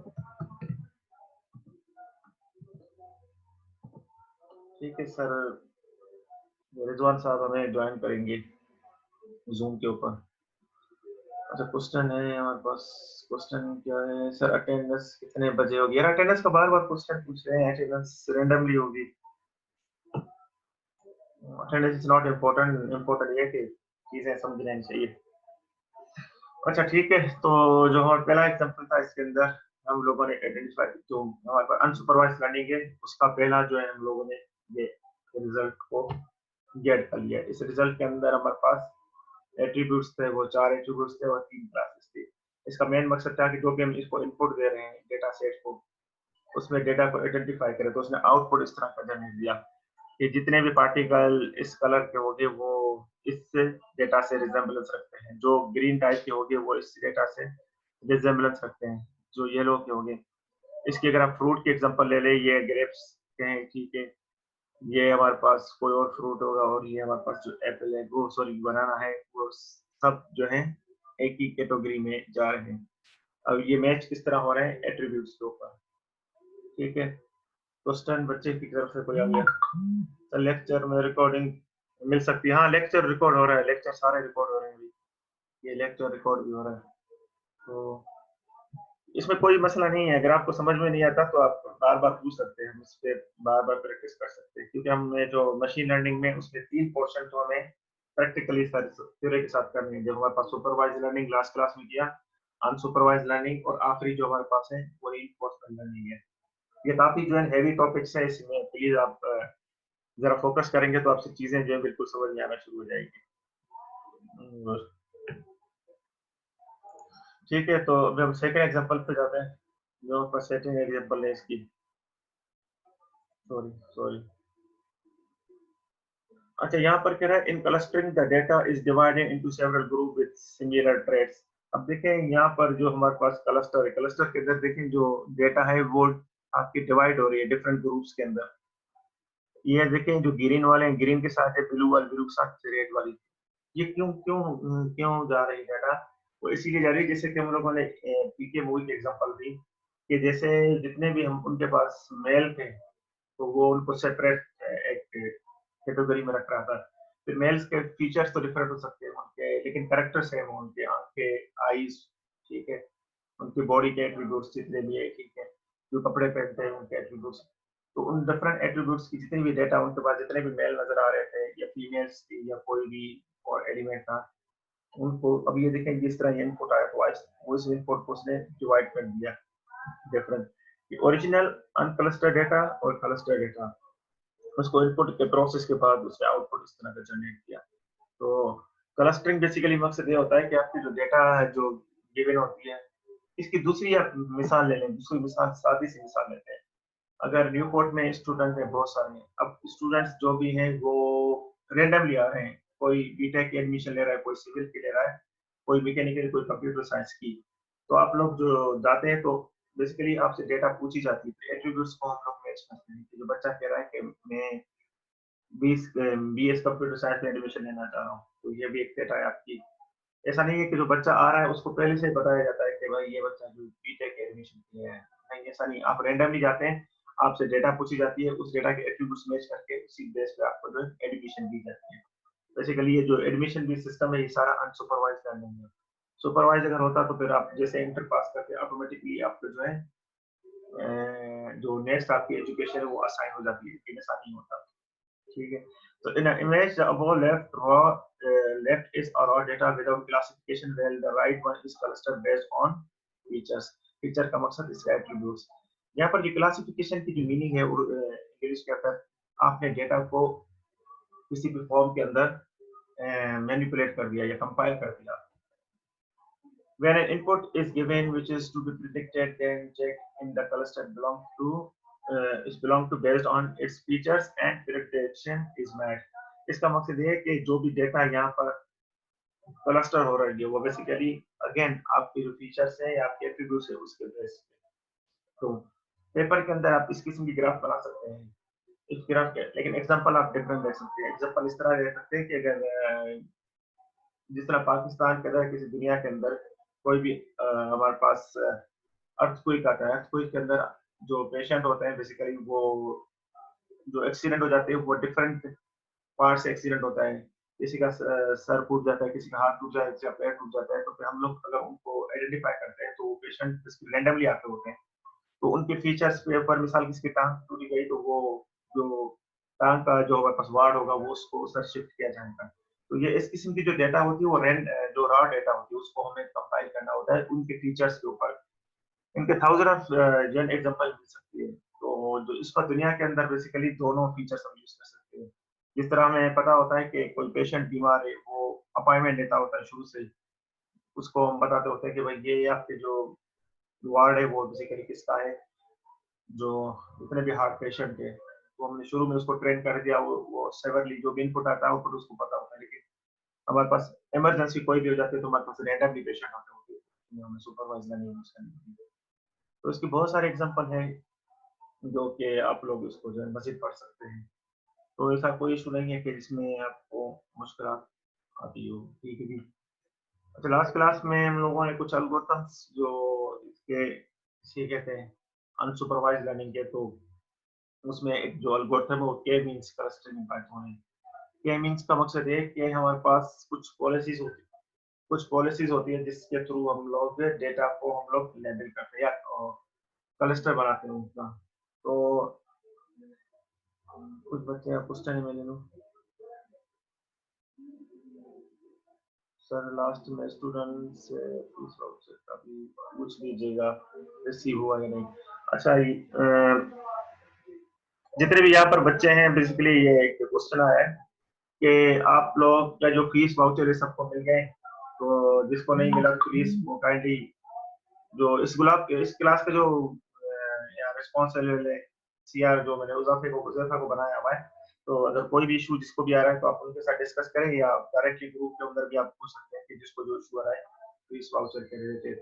क्योंकि अभी हम लोग काफी चीजें जो एंड की तरफ जा रही है, तो जो आपके जो सेकंड मेजर टेस्ट भी होने जा रहा है तो उसका रिजल्ट्स भी तब तक डिस्प्ले नहीं होगा पोर्टल पे जब तक आप लोगों की फीस क्लियर नहीं होगी। तो बेसिकली ये कुछ रूल्स है मैनेजमेंट के जो स्ट्रिक्टली फॉलो करना है सबको, ठीक है। और जो दूसरा क्वेश्चन है हमारे पास, अटेंडेंस कब होगी सर? 20 क्वेश्चन में से 14 क्वेश्चन 14 क्वेश्चन जो है तकरीबन अटेंडेंस की है। अटेंडेंस को छोड़ो यार, ये जो हम लोग ये चीजें डिस्कस कर रहे हैं इसको बड़ा गौर से सुने, क्योंकि मोस्टली हमारे काफी जो है सेक्शन हो चुके हैं, हम लोग बिल्कुल एंड की तरफ जा रहे हैं इस कोर्स में। तो कम से कम इस कोर्स को सीखने की कोशिश करें, कुछ कुछ भी सीखने की कोशिश करेंगे, ठीक है। अटेंडेंस को छोड़ दे फिलहाल। तो बेसिकली जो हम लोगों ने कुछ एल्गोरिथम्स डिस्कस किए थे और थोड़े बहुत एल्गोरिथम्स हम लोग आज भी डिस्कस करेंगे, तो इंशाल्लाह ताला आप लोगों की प्रैक्टिस हो जाएगी। इससे पहले आपको जो है वो जो फाइनल एग्जाम होगा उसमें भी आप अपने जो आपका जो सेकंड मेजर टेस्ट है, मैं थोड़ा उसके बारे में बता दूं कि सेकंड मेजर टेस्ट में भी इस तरह के मिसाल सिनेरियोज आ सकते हैं कि सुपरवाइज लर्निंग से लेकर अनसुपरवाइज लर्निंग के आप अपने कोई भी केस स्टडीज बना दे। तो केस स्टडी में अगर आप पेपर बना रहे हैं तो उसमें बेसिकली आप अपनी एग्जांपल देंगे कि सुपरवाइज लर्निंग होगा तो उसकी एग्जांपल क्या हो सकती है और अनसुपरवाइज लर्निंग है तो रियल लाइफ एग्जांपल देंगे, उसकी ग्राफ उसमें कौन कौन से उसके मेथड्स होते हैं और किस तरह के क्लस्टर पर के क्लस्टर में कौन कौन से एट्रीब्यूट्स यूज कर सकते हैं, किस किस्म के आप जो है फिर आप वहाँ आंसर दे सकते हैं, ठीक है। तो जो अच्छा लिखेगा जा रहा है उसकी अच्छी मार्क्स होगी, जो जस्ट वो उसको लिखने की कोशिश करेगा तो फिर वो डिपेंड करता है कि आप लोग किस तरह उसको अंडरस्टैंड कर रहे हैं, ठीक है जी। तो मैं क्वेश्चन ले लूँ यहाँ पर। सर क्लस्टरिंग ये की मींस क्लस्टरिंग इन पाइथन दे रहेंगे सर, सिर्फ क्लस्टरिंग पढ़ेंगे या के मींस क्लस्टरिंग इन पाइथन भी पढ़ेंगे? अच्छा अच्छा, माशाल्लाह। Unsupervised learning train data set you data data use. अच्छा सही है, जबरदस्त। नीचे वाला क्वेश्चन अच्छा है और ये क्वेश्चन भागने वाला क्वेश्चन मकसद के इनको भागना है। ये क्वेश्चन सही है, जबरदस्त। अच्छा बेसिकली जो अनसुपरवाइज लर्निंग होता है उसमें जो डेटा सेट होती है वो ट्रेन नहीं होती, डेटा सेट जस्ट डेटा होती है। और अनसुपरवाइज को जो अल्गोरिथम होता है वो खुद रन टाइम पे सीखता होता है, वो लर्न करता होता है। इसकी एग्जांपल हम लोग ले लेते हैं। उसकी एग्जांपल इस तरह ले सकते हैं कि जिस तरह यूनिवर्सिटी में कोई बच्चा जाता है रैंडमली, तो कैसे पता चले कि वो उस बच्चे का क्या इंटरेस्ट है? तो हम लोग उनसे क्वेश्चन करते हैं, उससे क्वेश्चन के बाद वो बताता है कि मुझे कंप्यूटर साइंस में जाना है, मुझे पाइथन पढ़नी है, मशीन लर्निंग पढ़नी है। तो उसकी ये बेसिकली हमारे पास डेटा आती है, फिर हम उसके एट्रीब्यूट्स मैच करते होते हैं उस डेटा के, फिर हम डिसाइड करते हैं कि उसको बीसीएस कंप्यूटर साइंस में जाना है। लेकिन अगर शुरू शुरू में आप घर से निकलने से पहले ही बता दें कि हमें आप कोई भी फाइल अपनी प्रोफाइल सेंड करें जिसके अंदर शुरू से पता हो कि भाई आपको जो कंप्यूटर साइंस पे जाना है और आपकी जो अवेलेबल डेटा है न्यूपोर्ट की उससे आपकी डेटा मैच हो रही है, वो डिसीजन हो रहा है कि ये बच्चा जो है, जैसे आप न्यूपोर्ट में जाते हैं तो शुरू से कहेंगे जो बच्चा मिसाल के तौर पर उज़ैफा आ गया उनको सिविल के अंदर जाना। तो एक सिचुएशन के अंदर हमारे पास ट्रेन डेटा है, दूसरे सिचुएशन के अंदर आपकी ट्रेन डेटा नहीं। तो जो अनट्रेन डेटा है वो ऐसी डेटा है कि जिसमें आपके एल्गोरिथम को हमें इनपुट देते हैं लेकिन उसको पता नहीं होता क्या करना क्या है। फिर वो बेसिकली क्या करता है, उसके क्लस्टर बनाता है इस किस्म के। ये देखिए ये इनपुट है, अब इसको अगर हम कहें कि ये इनपुट आपका इस तरह आ रहा है, लेकिन आपको जो डिफरेंट जितने भी सेम कलर के एलिमेंट्स है उसको साथ साथ रखो, तो वो बेसिकली क्या करेगा, साथ साथ कैसे रखेगा। पहला अगर एलिमेंट्स आ जाता है उसके पास ग्रीन, तो वो क्या करेगा, से रख लेगा रेंडमली। दूसरा ग्रीन आएगा तो वो क्या करेगा, उसके फीचर्स को मैच करेगा, फीचर्स जितने भी ग्रीन के हैं उसी के हिसाब से वो ग्रीन में उनको पुश करेगा।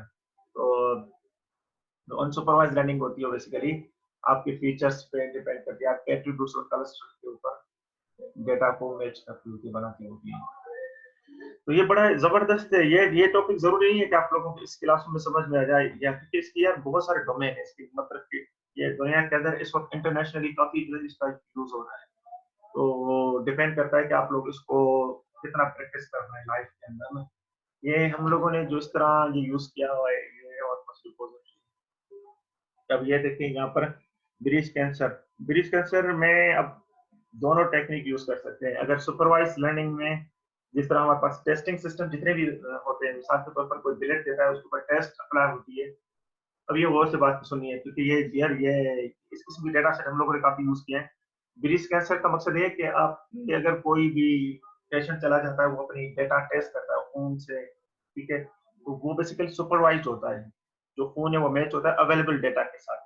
लेकिन कोई कोई अगर जर्नली जस्ट रैंडमली चेकअप के लिए चला जाता है, तो फिर हम लोग उसको ये कह सकते हैं कि आप बॉर्डर लाइन पे हो। बॉर्डर लाइन पे क्या, आपको कैंसर हो सकता है, क्योंकि आपकी जो डेटा है बेसिकली उसके जो क्लस्टर बन रहे हैं वो आपको कैंसर हो सकते हैं।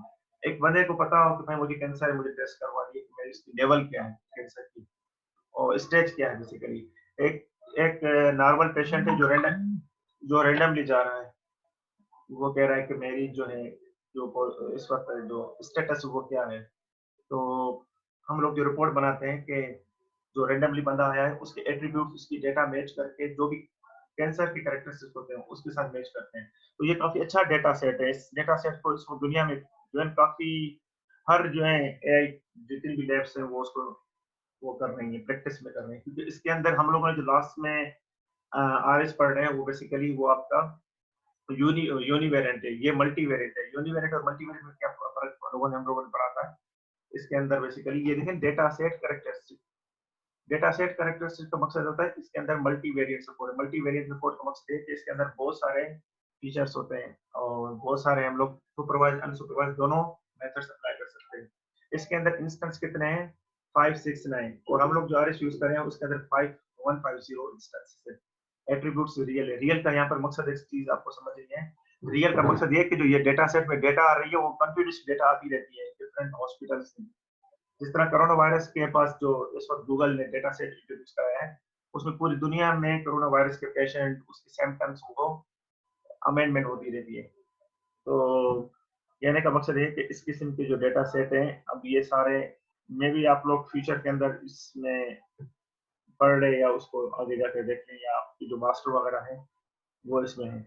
तो ये बेसिकली एक वेबसाइट है जो इंटरनेशनली यूज हो रही है, और हम लोग जितनी भी लैब्स की हैं वो तकरीबन इंटरनेशनली लैब्स है सारी। ये लैब्स आप वहां भी आप चाहोगे इस किस्म की लैब्स आप करवाएंगे, क्योंकि ये लैब ऐसी है कि जो सिस्टम प्रैक्टिकली यूज हो रहा है इसका। तो यहाँ पर भी यही है बेसिकली जो हम लोग कर रहे हैं, यही सेम टू सेम है। तो अनसुपरवाइज में और सुपरवाइज में जो हम लोग प्रैक्टिस इस वक्त कर रहे हैं, बेसिकली अगर आपको 100 में से 2 3 4 5% भी आता है तो इज ओके, क्योंकि आप लोग नए नए सिस्टम के अंदर चालू। तो इसको भी आप प्रैक्टिस करेंगे। अब के मीन्स की तरफ चलते हैं। के मीन्स जो है इस वक्त बहुत सारा यूज होता है क्लस्टरिंग में, जो कि अनसुपरवाइज लर्निंग में। ठीक है, इसका वीडियो रिकॉर्ड भी बढ़ रहा है, आप साथ साथ में इसका जो है अपने एग्जाम्स के लिए, लेकिन एग्जाम्स में इस किस्म के एट्रीब्यूट्स या इस किस्म के जो है सिनेरियो भी आ सकते हैं, क्योंकि ये एक स्टैंडर्डाइज्ड जो सिस्टम है इस वक्त, तो उसमें इजीली आप उसको सॉल्व कर सकते हैं। K-means clustering is an iterative clustering algorithm that aims to find the local minima in each iteration. अब आप देखें यहाँ पर जो चीजें यूज हो रही है वो तकरीबन हमारी पूरी एआई यूज हो रही है। K मीन्स बेसिकली एक हमारे पास सर्च स्टेट स्पेस होती है, सर्च स्टेट स्पेस है। उसमें जो एल्गोरिथम होता है वो लोकल लोकल सर्च को यूज करता है। लोकल सर्च हम लोगों ने स्टेट स्पेस सर्च के अंदर ऑलरेडी पढ़ी है। तो अब इसके अंदर के मीन्स जो यूज कर रहे हैं वो एज आप ब्रेथ फर्स्ट सर्च यूज कर सकते हैं, डेप्थ फर्स्ट यूज कर सकते हैं, आइडेंटिटी यूज कर सकते हैं, यूनिफॉर्म जो हमारे पास यूनिकोस्ट एल्गोरिथम भी यूज कर सकते हैं। तो लोकल सेट उसका मेन मकसद क्या होता है, आपके पास जो भी लोकल मिनिमा है रिजल्ट आ रहा है, बेस्ट और बेस्ट रिजल्ट आ रहा है, उसको आप क्लस्टर करें, एक ग्रुप के अंदर सेव करें। जैसे एप्पल इनपुट दिया, ग्रेप इनपुट दिया और बनाना आउटपुट दिया, इसी को कोशिश करें कि हम लोग वहाँ अरेंज करें जहाँ पर इनके क्लस्टर हो, सेम सेम टाइप के फ्रूट हो। Initially desired number of clusters are chosen. In our example, we know there are 3 classes are involved. So we program the algorithm to group the data into 3 classes by passing parameters and cluster into our k-means model. ठीक है, तो इन लोगों ने भी 3 किस्म के classes लिए, जैसे हम लोगों ने यहाँ डिस्कस किया था, शुरू में डिस्कस किया हम लोगों ने 3 क्लासेस, और 3 क्लासेस हमारे पास कौन सी थी, ये वाली, ये है।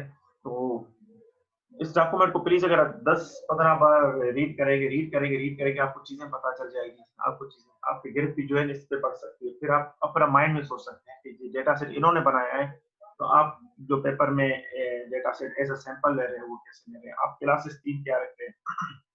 तो यार अगर पेपर में इसको अगर हम लोग कर लेते हैं तो वो बड़ा इजी सा हो जाता है। जैसे मिसाल के तौर पर आप एग्जामिनेशन में ये आप एल्गोरिथम यूज कर रहे हैं, के मींस कलेक्शन एल्गोरिथम पर, तो आप लोग कराची का सिस्टम बना सकते हैं। जो डेटा सेट है उसमें कराची की डेटा आप 3 क्लासेस में रख सकते हैं। मिसाल के तौर पर एक क्लास है जिसमें आपको अगर हॉस्पिटल जाना हो, दूसरी क्लास है जिसमें आपको मिसाल के तौर पर किसी यूनिवर्सिटी जाना हो, तीसरी क्लास है जो आप लोग को शॉपिंग शॉपिंग सेंटर पे जाना हो। तो 3 क्लासेस के अंदर फिर आपके पास जो यूजर्स आ रहे हैं उसकी डेटा मैच होगी। तो एट्रीब्यूट्स आप 5 किस्म के रखें, एट्रीब्यूट्स में रखें कि जो कन्वेंट्स है, जो कि यूजर टाइप है, उसकी जो डेटा की डिटेल है, और जो डेटा के उसके जो डेटा के अवेलेबल रिसोर्सेज है वो क्या क्या है। तो इस किस्म का आप अपनी डेटा सेट बना सकते हैं, लेकिन डेटा सेट बनाने का मेन मकसद ये होता है कि उसको प्रैक्टिकली यूज करें। ठीक है, तो इस वक्त जो डेटा सेट यूज हो रहे हैं वो काफी डिजीजेस के ऊपर डेटा सेट काफी बनते हैं। अच्छा, क्वेश्चन है बेसिकली। ओके, सही है, ठीक है। हम लोग इसको जो है जो नेक्स्ट लेवल होगी इसमें बना देंगे, क्योंकि आज हम लोग सीख रहे हैं, जस्ट सीख रहे हैं। तो ये हम लोग डॉक्यूमेंट खत्म करते हैं, कोई इशू नहीं है इसका। और के मीन्स की जो है, मैं जिस तरह बच्चे ने क्वेश्चन पूछा कि हम बना के देखें, तो ये हमारे पास के मीन्स की डेटा सेट बनी हुई है, ये सारा के मीन्स का ही डेटा सेट है। ठीक है, तो हम लोग इसी को कंटिन्यू कर देते हैं। अब सबसे पहले ये कि जो इसका हमारे पास इम्प्लीमेंटेशन है के मीन्स की, तो वही जो इसकी आरएस की है वही कंटिन्यू करते हैं। तो इसमें हम लोग जैसे गए तो इसको प्रेडिक्ट करें, इसी डेटा को हम लोग प्रेडिक्ट करते हैं।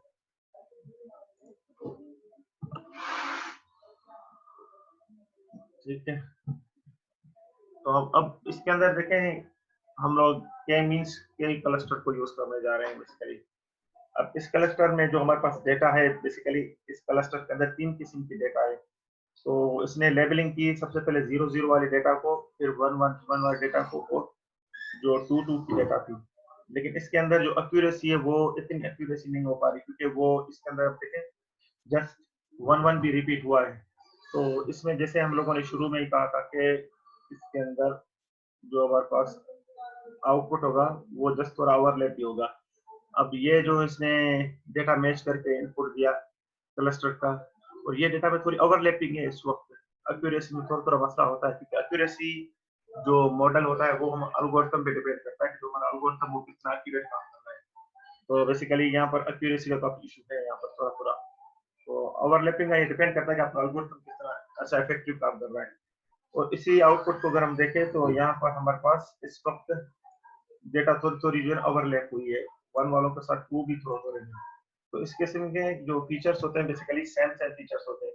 जैसे एल्गोरिथम ने मेल फीमेल्स के जो फीचर्स है, मे बी जो ह्यूमन है, ह्यूमन के फीचर्स तकरीबन सेम होते हैं। तो कभी कभी एल्गोरिथम की जो प्रेडिक्शन कैपेबिलिटी होती है वो बेसिकली क्लस्टर के हिसाब से वो भी आपकी जो है एल्गोरिथम की वो एक्यूरेट नहीं होती। तो यहाँ पर कहने का मकसद ये है कि जो भी हमारे पास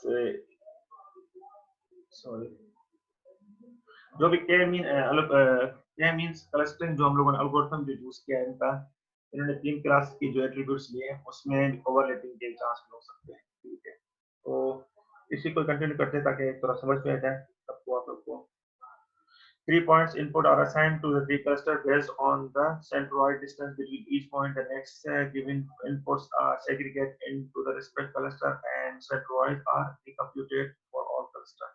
इसका मकसद ये है कि हम लोगों ने जो भी इनपुट दिया उसको, उसने बेसिकली जो क्लस्टर डिसाइड किए हैं वो एट्रीब्यूट्स के बेस पे डिसाइड किए हैं, क्योंकि जो आपके एट्रीब्यूट्स हो गए वो मैच होना जरूरी है, क्योंकि इसके अंदर जो अनसुपरवाइज लर्निंग है उसमें डिपेंड करता है कि जो हमारा एल्गोरिथम है वो किस तरह बेस्ट एल्गोरिथम है, और जो हम जो उसको डेटा ट्रेन करें, क्योंकि जो डेटा सुपरवाइज में वो गिवन डेटा होती है, लेकिन अगर वो डेटा गलत भी होगी तो सुपरवाइज लर्निंग भी सही काम नहीं करता। अनसुपरवाइज के अंदर जो एल्गोरिथम है, अगर सिंपल सा एल्गोरिथम है जो फीचर्स मैच करता है, लेकिन अगर फीचर्स तकरीबन जिस तरह अभी एप्पल है मिसाल के तौर पर, एप्पल ने हमने इनपुट दे दिया उसको, नेक्स्ट कोई ऐसी प्रोडक्ट जो एप्पल की टाइप की है बिल्कुल सेम सेम एप्पल, लेकिन वो एप्पल ना हो, तो वो क्या करेगा, कुछ कुछ जो फीचर्स है वो मैच करके, जो उसको अवेलेबल फीचर्स हो गए उसको मैच करके इनपुट ले सकता है। डिपेंड करता है कि आप जो एल्गोरिथम है आपने उसको किस तरह ट्रेन किया हुआ है। ठीक है, के मींस जो हमारे पास क्लस्टरिंग है बेसिकली वो सारे वो एल्गोरिथम्स यूज करती है जो लोकल सर्च में यूज करते हैं। अब ग्लोबल सर्च के लिए फिर आप हम लोग रीइंफोर्समेंट लर्निंग यूज करते हैं, क्योंकि इस वक्त हम लोग जो सर्चिंग की बात कर रहे हैं, जो मैचिंग की बात कर रहे हैं, ये भी हमारे पास सर्च स्पेस है।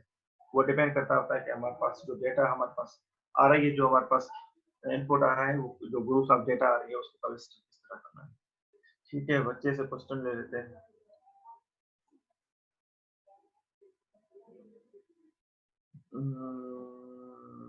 तो जुपिटर सेटअप का लिंक मुझे दे दीजिएगा। अच्छा अच्छा ठीक है। अच्छा, यहाँ पर जो बच्चों का क्वेश्चन है अच्छे क्वेश्चन है, काफी सही जबरदस्त क्वेश्चन मिल रहे हैं यहाँ पर। क्वेश्चन ये था कि जो के मींस के हम लोग एग्जांपल किस तरह रन करेंगे, तो उसकी एग्जांपल रन करने के लिए हम लोग शुरू से ही एनाकोडा यूज करते हैं। एनाकोडा बेसिकली उसका मेन मकसद ये होता है कि हम लोग जो जितनी भी एआई की लैब्स है उसको परफॉर्म करें। दूसरा ये कि यार अभी आप लोगों को मैं इस आप लोगों के साथ हूँ काफी, क्योंकि आप लोगों के ऊपर काफी बर्डन होगा, तो कम से कम यार 1 घंटा दिन में कोशिश करके निकालें जो एआई की स्पेशली लैब्स हैं, तो उसको आप जितना प्रैक्टिस करेंगे तो आपको सारी चीजें समझ में आना शुरू हो जाएगी। अदरवाइज बड़ा मुश्किल होगा आप लोगों के लिए कि फिर ये कि यार एग्जाम एग्जाम में इस किस्म के आपसे क्वेश्चन पूछे जाएंगे कि कैम्स में कराची के लिए कोई भी अगर आप मॉडल बना रहे हैं तो वो बड़ा इजी सा होगा आप लोगों के लिए, अगर आपकी प्रैक्टिस अच्छी होगी इसकी। ठीक है जी। तो अब आगे हम बढ़ते हैं हेरारिकल क्लस्टरिंग। ठीक है, हेरारिकल क्लस्टरिंग में यहाँ पर देखें कि हमारे पास जो हेरारिकल का मकसद पता होता है कि हमारे पास जो फीचर्स होते हैं बेसिकली वो सिमिलर होते हैं। मिसाल के तौर पर हमारे पास 3 वार्ड है और उसमें पेशेंट की डिजीज है 3 वार्ड।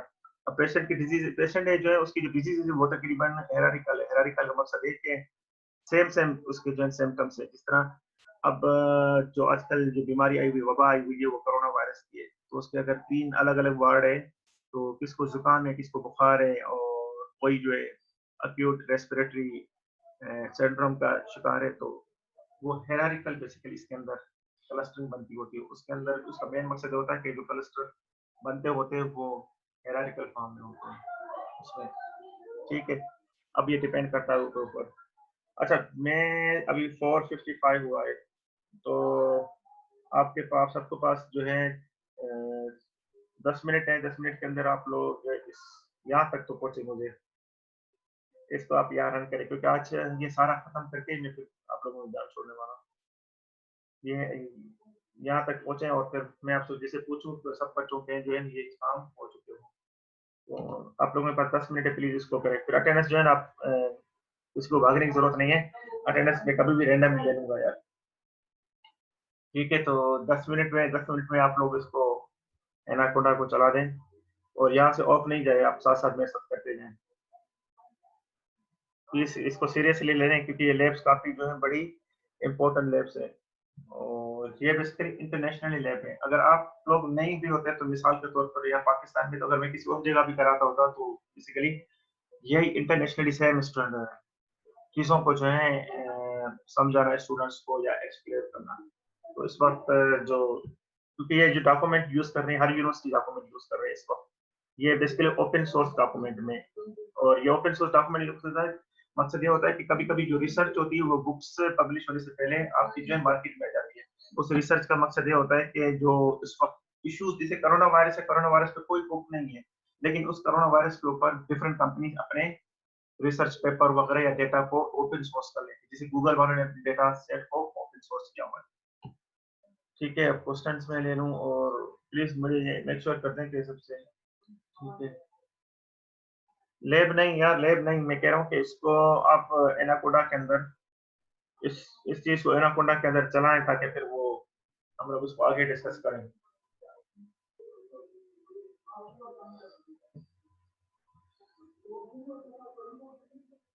यहाँ पर काफ़ी ऐसे बच्चे हैं जिन्होंने मे बी कभी कोई प्रैक्टिकल किया ही नहीं हो इसके ऊपर। ठीक है, मेरे ख्याल से यही है। कल लिया है सर।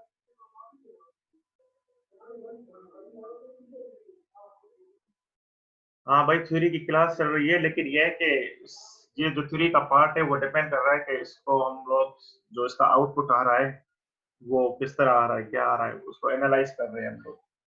ठीक है, इसको एनालाइज कर रहे हैं और तकरीबन हमारे एक दो तकरीबन बिल्कुल हम एंड की तरफ जा रहे हैं। हमारे काफी सेक्शन सारे हो चुके हैं और आपके जो एग्जाम्स है वो भी जून में है, तो हम लोग बिल्कुल एंड में हैं।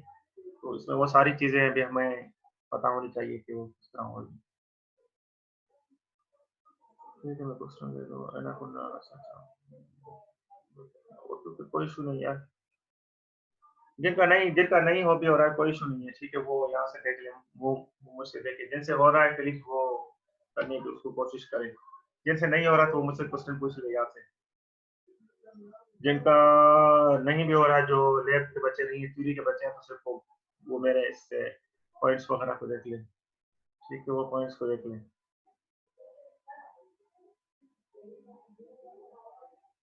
ठीक है, जो जो बच्चे यहाँ पर लैब के नहीं है वो कोई इशू नहीं है, वो मेरे साथ आप लोग फिर यहाँ मुझसे क्वेश्चन पूछ सकते हैं। जो बच्चे लैब भी ले रहे हैं साथ साथ में, तो वो चीजें इसको मेरे साथ कर लें। ठीक है, इसको ठीक है, हाँ। ओके, हायरार्किकल क्लस्टर टॉलरेंस के लिए काफी बच्चों ने, ठीक है, जो बच्चे लैब के हैं, ठीक है, उनके लिए इजी है। जो बच्चे लैब नहीं ले रहे तो वो उनके लिए थोड़ा मसला होगा। ठीक है, तो कोई इशू नहीं है। जो बच्चे थ्योरी के हैं तो वो थ्योरी के मसले तो नहीं है। ठीक है, अब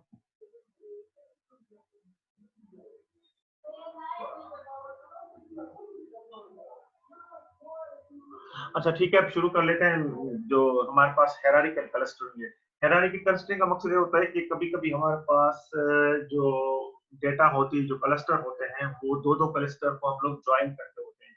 जॉइन का मेन मकसद क्या होता है? मिसाल के तौर पर अगर हम लोग अ, कोई कोरोना वायरस का कोई भी पेशेंट है हमारे पास, तो कोरोना वायरस के जो डॉक्टर हैं बेसिकली उसमें जो सिम्टम्स आ रहे हैं, तो हम पेशेंट किसी भी डॉक्टर को दे सकते हैं। अब कोरोना वायरस में जो पेशेंट के जो सिम्टम्स हैं, बेसिकली किसको जुकाम हो गया, बुखार हो गया, या जो उसका एक्यूट रिस्पिरेटरी जो सिस्टम है वो सेंट्रम हो चुका है, वो डिस्ट्रैक्ट हो चुका है। तो जितने भी हमारे पास सिम्टम्स हैं, जो ग्रुप के जुकाम वाले, बुखार वाले, ये हम लोग ज्वाइन करा सकते हैं। ज्वाइन इसलिए करा सकते हैं, जो डॉक्टर ट्रीटमेंट करेगा बेसिकली वो एक ही डॉक्टर होगा। एक ही डॉक्टर जो है बुखार वालों को भी ट्रीट करेगा और जुकाम जो हमारे पास फ्लू वाले हो गए उनको भी।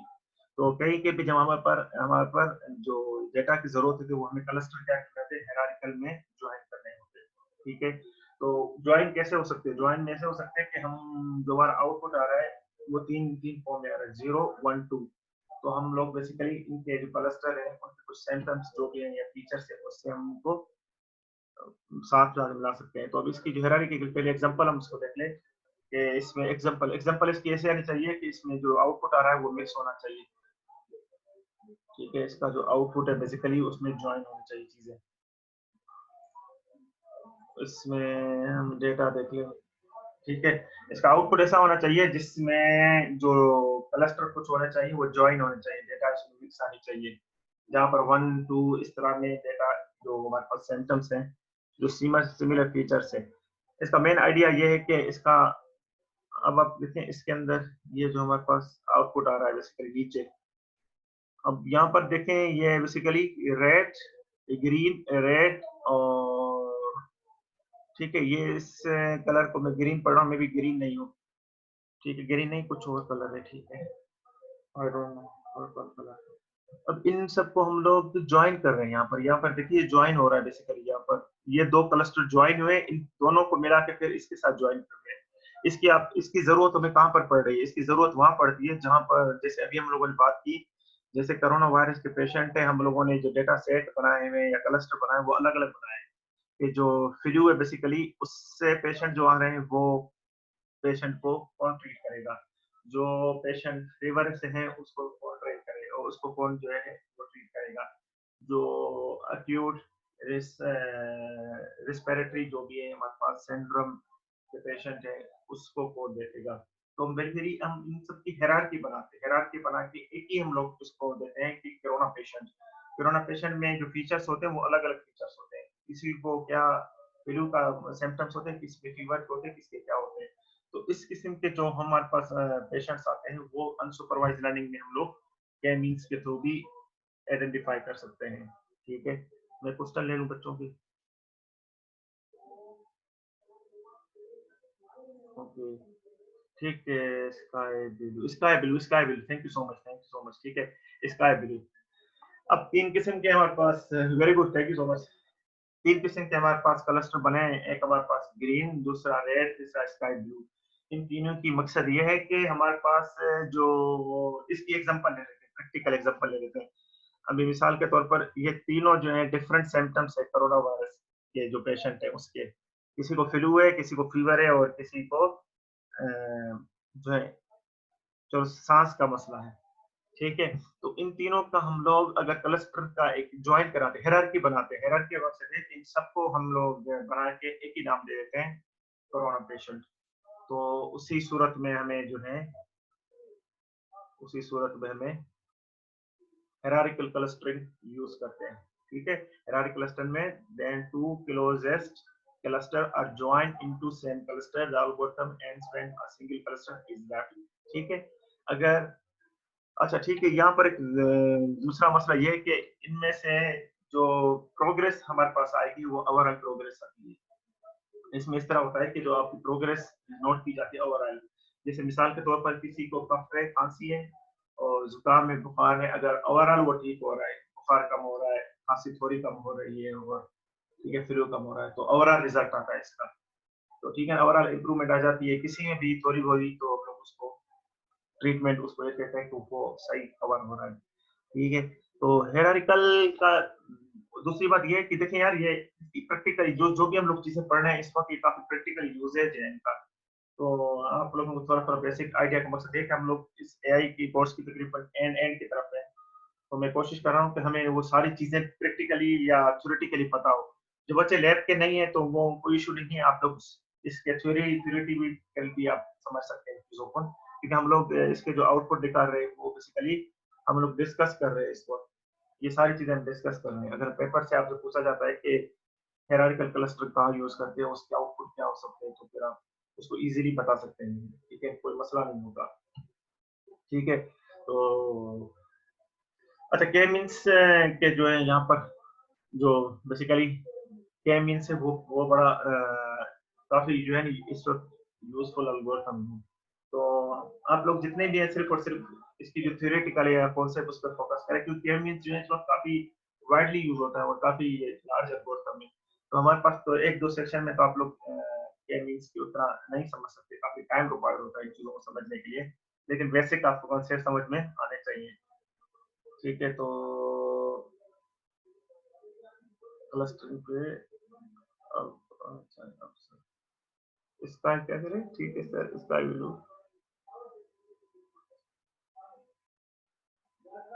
ओके। ये बच्चे का क्या क्वेश्चन था समझ में नहीं आया मुझे। ठीक है सर, इसका ब्लू है T plus. Okay okay, question समझ में नहीं आया मुझे। ठीक है जी। हाँ, अभी ये बच्चा कह रहा है, ये बच्चा कह रहा था। ठीक है, अच्छा ये अब थोड़ा थोड़ा टेक्निकल, ये बच्चा कह रहा था कि इस पे आ जाए। यस, सही सही सही, अब ये भी आपको क्वेश्चन समझ में आ गया। हाँ, ठीक है, सही है। अच्छा, अब देखिए सबसे पहले ये है कि अब जो एल्गोरिथम से हमारे पास जो क्लस्टरिंग है, उसमें हम मज़ीद जाते हैं, उसकी जो डायमेंशन बेसिकली होती है कुछ टेस्ट माइंड्स में जो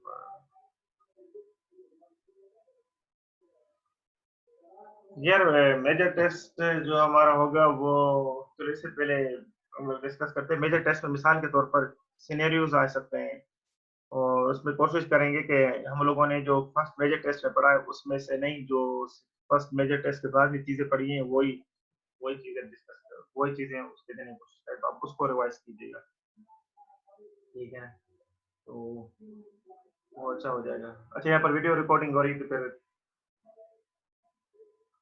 इस चीज को हम फिर बाद में डिस्कस करते हैं जैसे वीडियो रिकॉर्ड हो ठीक है सिनेरियो मत दिएगा यार सिनेरियो का पेपर है अच्छा वेरी गुड अब ये बच्चा कह रहा